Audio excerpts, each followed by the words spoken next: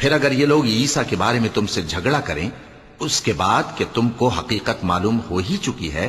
تو ان سے کہنا کہ آؤ ہم اپنے بیٹوں اور بیٹیوں کو بلائیں، تم اپنے بیٹوں اور بیٹیوں کو بلاؤ، اور ہم خود بھی آئیں اور تم خود بھی آؤ، پھر دونوں فریق اللہ سے دعا و التجا کریں، اس طرح جھوٹوں پر اللہ کی لعنت بھیجیں۔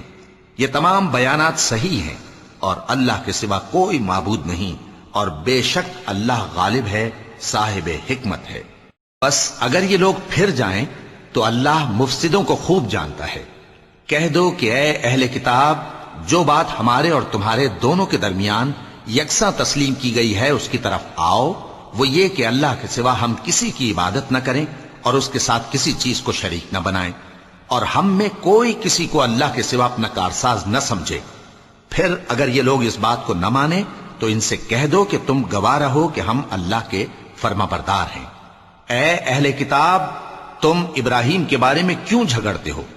حالانکہ تورات اور انجیل ان کے بعد اتری ہیں اور وہ پہلے ہو چکے، تو کیا تم عقل نہیں رکھتے